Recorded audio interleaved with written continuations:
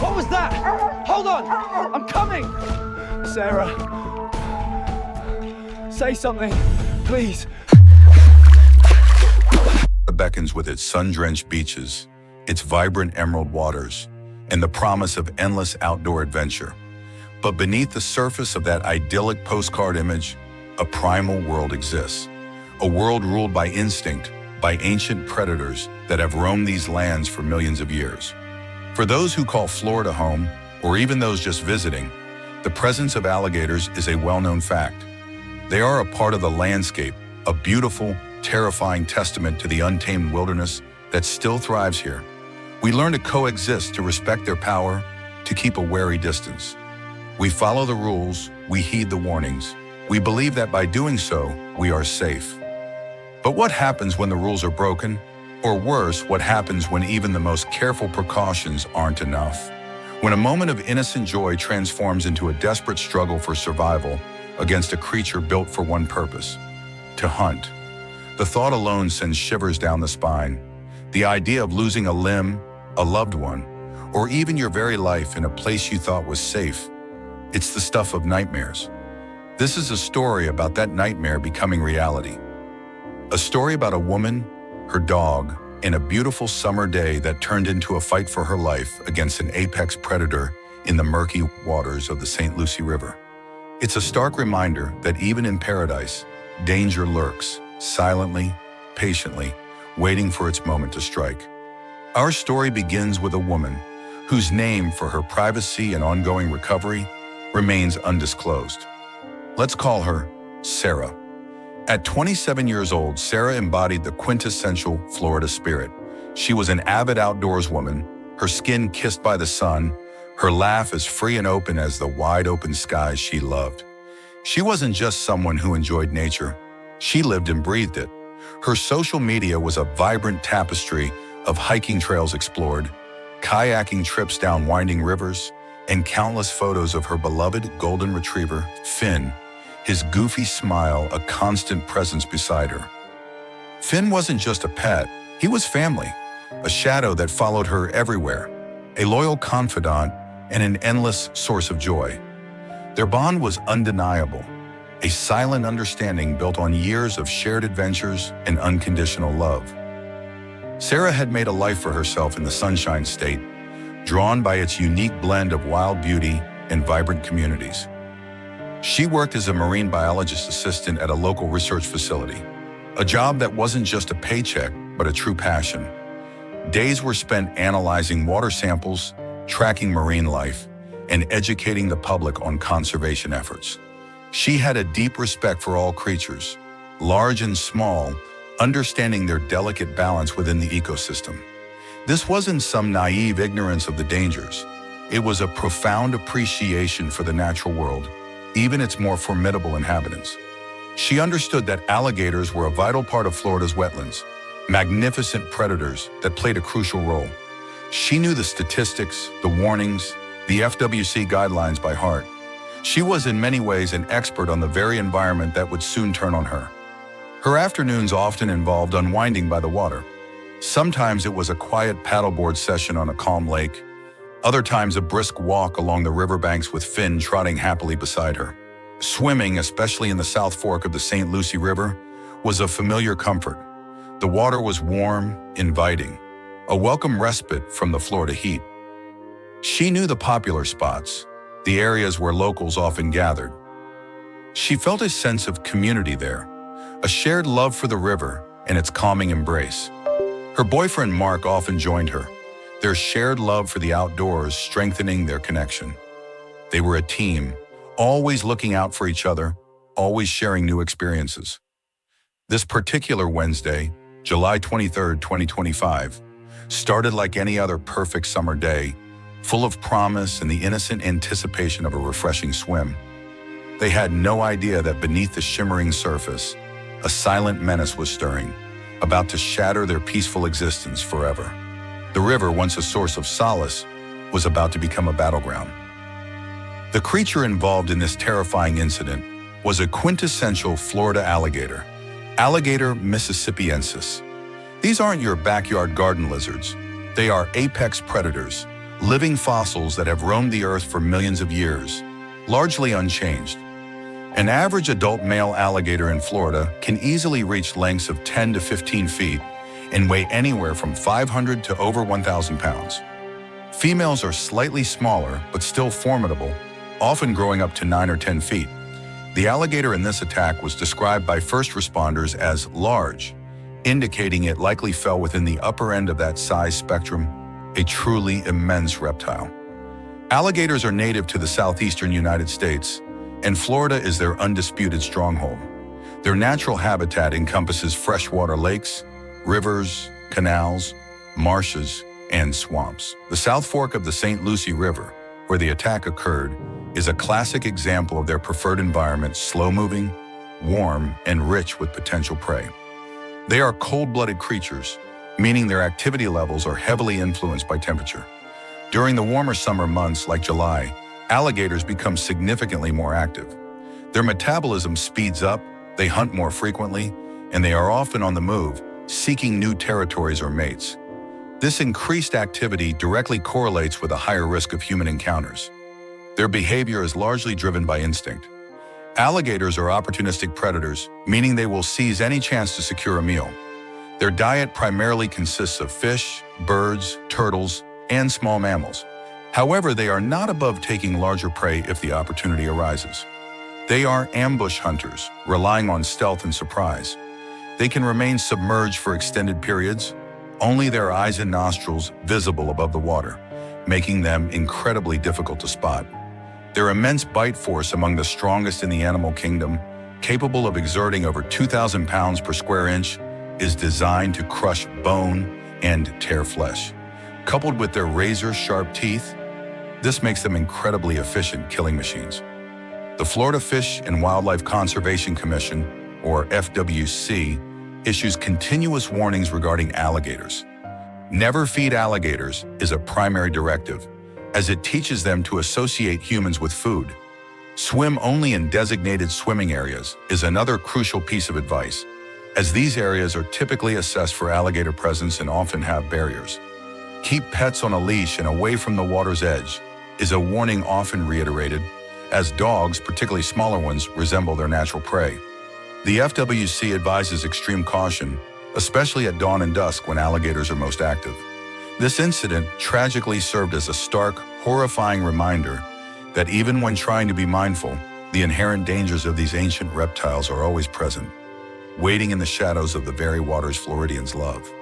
This was not an act of malice, but an act of nature, a primal response from a creature simply existing within its domain.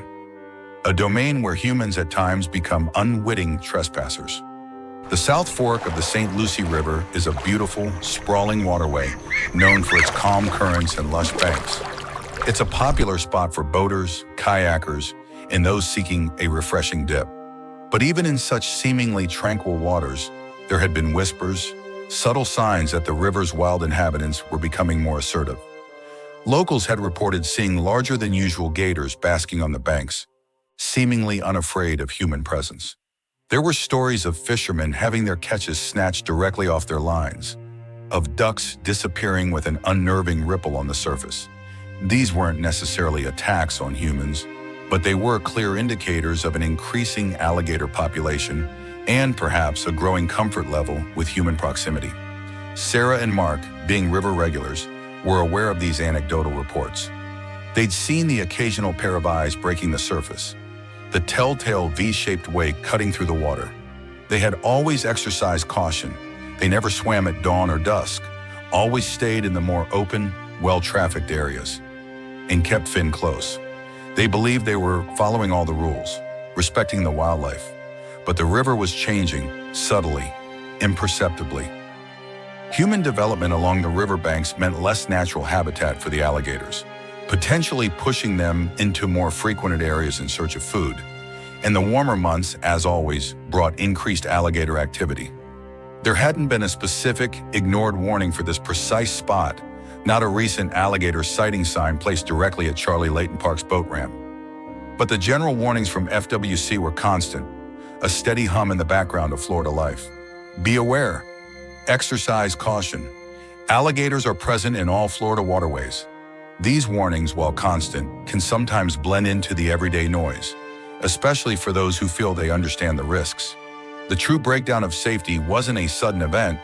It was a gradual, almost imperceptible creep. It was the collective weight of more gators, more human activity, and the inherent unpredictability of wild animals. It was the unwritten contract between human and nature, slowly, dangerously unraveling. They were about to learn in the most brutal way imaginable that even the most seasoned outdoors enthusiasts can find themselves caught in nature's unforgiving grip. The peace of the river was about to shatter, and the ignored warnings, the subtle shifts in the ecosystem, would culminate in a single terrifying moment. Wednesday, July 23rd, 2025, approximately 3:30 p.m. The sun beat down on Martin County, a relentless, humid embrace. Sarah and Mark had decided on a late afternoon dip in the South Fork of the St. Lucie River, a familiar ritual. They launched their small boat from a nearby private dock, the gentle hum of the outboard motor a comforting backdrop to Finn's excited barks. Finn, a handsome golden retriever, was practically vibrating with anticipation, his tail a blur of golden fur. He loved the water as much as Sarah did, perhaps even more. They found a quiet cove, a spot they'd frequented before, where the water was clear and the current gentle. Mark cut the engine, and the boat drifted lazily, the only sound the chirping of cicadas and the distant calls of marsh birds. The air was thick with the scent of cypress trees and warm freshwater. 3:45 p.m. Sarah slipped into the river first, the cool water a welcome relief against her skin. It was waist deep, the sandy bottom soft beneath her feet. Mark followed, a playful splash erupting as he entered the water. Finn, true to form, plunged in immediately, paddling exuberant circles around them, his joyful yips echoing across the water. They laughed, the sound light and carefree. The moment was perfect, idyllic. 3:55 p.m. They were talking, drifting slowly, Finn splashing between them. Sarah reached out to playfully splash water at Finn, her hand momentarily submerged just below the surface. That's when it happened. No warning, no ripple, no distinct shadow. Just an instantaneous, bone-jarring impact. A vice-like grip clamped down on her right hand and wrist. The force was unimaginable, primal. Sarah's breath hitched in her throat, a choked gasp escaping before she could even process the searing pain. It wasn't just a bite. It was a sudden, violent tug. She felt herself being yanked downwards, the warm, familiar water suddenly cold, alien, engulfing her. Her head went under. The world became a blur of murky green. She struggled, instinctively pulling back, a desperate, raw scream trapped in her chest. She could feel the crushing pressure, the sharp, serrated edges of teeth digging deep into her flesh. A horrifying, tearing sensation. Her bones screamed in protest. Her mind, in a terrifying flash, registered the reptilian skin, the sheer power of the creature that had hold of her. It was an alligator. A monster. Mark, just feet away, reacted with terrifying speed. He saw the sudden disturbance, Sarah's head disappearing beneath the surface. He lunged forward, shouting her name, his voice laced with pure terror. Finn, alerted by the commotion, began barking frantically, a high-pitched, distressed sound. The alligator, true to its predatory nature, performed a chilling maneuver. It attempted a death roll, a devastating tactic designed to disorient and dismember prey. Sarah felt herself twisting, spinning violently in the water, her arm caught in the beast's jaws, the pain excruciating, every muscle screaming. She thought for a fleeting, horrifying second that this was it. This was how it ended. The river was going to claim her. Then, just as suddenly as it had begun, the pressure released. The alligator, for reasons unknown, perhaps startled by Mark's frantic approach, or sensing the futility of its grip on a struggling human, or simply deciding to move on, let go. Sarah shot to the surface, gasping, sputtering, her lungs burning, her vision blurred with pain and terror. Her right arm from the elbow down was a mangled mess. Blood bloomed in the water around her. a dark, terrifying stain spreading through the clear river. Bone was exposed, white against the crimson. Mark, his face ash white, was already there, his strong arms wrapping around her, pulling her towards the boat with a desperate urgency. He didn't hesitate, didn't look back at the water where the gator might still be lurking. His only focus was Sarah. 4 p.m. Getting her into the boat was a nightmare. Her arm, limp and broken, made movement agonizing.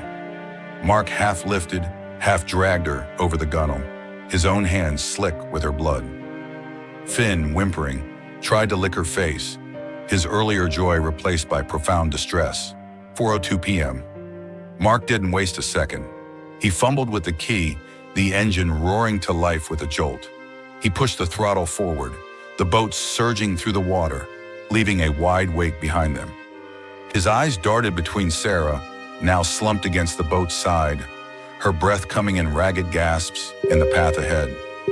He knew the way to Charlie Layton Park, knew they needed to get her to first responders, to a hospital as fast as humanly possible.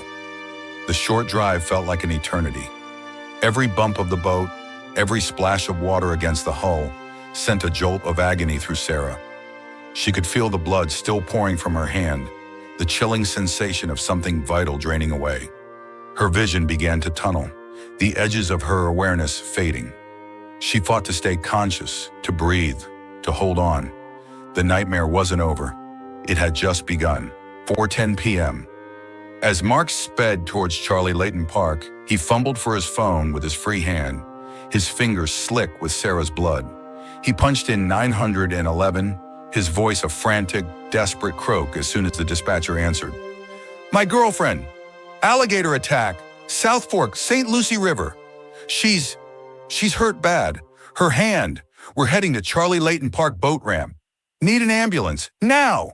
The dispatcher, calm and collected, despite Mark's panicked urgency, began giving him instructions, trying to ascertain Sarah's exact condition, ensuring he kept her awake and applied pressure. Mark could barely process the words, his focus solely on the churning water behind the boat and Sarah's pale, pain-racked face. 4:15 p.m. As the boat slammed against the dock at Charlie Layton Park, the scene was already buzzing with activity. The 911 call had been relayed, and first responders were already descending. A siren wailed in the distance, growing louder with each passing second. 2 Martin County Sheriff's deputies were the first to reach them, their faces grim as they took in the gruesome scene. Sarah, slumped and bleeding profusely, Mark, covered in her blood, and the terrified golden retriever whimpering by her side. "Get her out, carefully!" one deputy yelled, his voice cutting through the humid air. Paramedics, arriving moments later in a flashing ambulance, swarmed the boat. They moved with swift, practiced efficiency. Sarah was gently but quickly moved onto a stretcher. Her arm was immediately elevated, a tourniquet applied above the wound, and sterile dressings pressed against the torn flesh. Sarah cried out, a weak, guttural sound of agony, as they worked. "We've got you. Stay with us. What's her name? How old is she?" Mark, his voice hoarse, rattled off the details. He watched, helpless, as they hooked her up to an IV, monitoring her vital signs. Her blood pressure was low, a stark indicator of the significant blood loss. Witnesses, drawn by the sirens and the commotion, began to gather, their faces a mix of horror and morbid curiosity. One woman gasped, covering her mouth. A man shook his head slowly, a grim look on his face. This wasn't just a story on the news, it was unfolding right in front of them, a brutal testament to the wildness of Florida. "Can you tell us what happened? Exactly?" Mark, still trembling, recounted the terrifying minutes. The peaceful swim, the sudden, silent attack, the bone-crushing bite, the struggle, the desperate escape. He described the size of the alligator, though in his panicked state, he couldn't give an exact measurement, only that it was huge, massive. 4:25 p.m. The decision was made to airlift Sarah to HCA Florida Lawnwood Hospital in Fort Pierce. Her injuries were severe, requiring immediate specialized trauma care. The rhythmic thumping of rotor blades grew louder as a trauma helicopter descended towards a cleared landing zone nearby. As they transferred her, Mark leaned over, pressing a kiss to her forehead. "Mark," voice breaking, "you're going to be okay. I promise." Sarah could only manage a weak nod, her eyes half closed, the pain a suffocating fog. The last thing she remembered was the vast blue sky above and the insistent thumping of the helicopter blades carrying her away from the river, away from the scene of her near-death experience. Meanwhile, FWC officers notified by the sheriff's office were already mobilizing, their grim task to locate and capture the alligator responsible. This involved a careful assessment of the attack site, often using baited traps or, in some cases, direct capture if the animal could be safely identified. The incident had rocked the community, a chilling reminder of the dangers lurking just beneath the surface of their beloved waterways. The immediate aftermath for Sarah was a blur of pain, sterile smells, and the hushed efficiency of the hospital. She underwent extensive surgery on her hand and wrist. The alligator's incredible bite force had shattered several bones, tearing muscles and ligaments, and causing deep, lacerating wounds. Doctors worked for hours, painstakingly repairing the damage, inserting plates and screws to reconstruct her broken bones. The prognosis was grim regarding full recovery of function, but her life had been saved. That was the primary focus. She woke up to the throbbing pain, the heavy bandages, and Mark's exhausted, tear-streaked face beside her bed. Finn, though not allowed in the sterile confines of the ICU, was reportedly being cared for by a neighbor, safe and sound. News of the alligator attack spread like wildfire. Local media outlets picked up the story within hours. The horrifying details splashed across front pages and leading evening newscasts. "Woman attacked by alligator in St. Lucie River," screamed one headline. "Swimmer suffers severe injuries in gator encounter," reported another. The sheer terror of the incident, combined with the victim's young age and the involvement of her beloved dog, captivated the public. Social media buzzed with discussions, a mix of sympathy, horror, and predictable "I told you so" comments regarding swimming in alligator-infested waters. There were calls for increased FWC warnings, for more aggressive management of alligator populations in public waterways. The Florida Fish and Wildlife Conservation Commission, or FWC, responded swiftly. They launched a full investigation, collecting data from the attack site, interviewing Mark, and speaking with local residents about alligator sightings in the area. Their primary goal was to identify and remove the specific alligator responsible for the attack, a process that could be challenging. Baited traps were set in the vicinity of the attack, marked clearly to warn boaters. FWC officials issued fresh advisories, reinforcing the existing warnings about swimming in undesignated areas and keeping pets away from the water. There was a palpable sense of unease in the community. People who had once taken a casual dip in the river now hesitated, their eyes scanning the water nervously. Legally, these incidents are complex. Alligators are protected species, but nuisance alligators that pose a threat to public safety can be removed.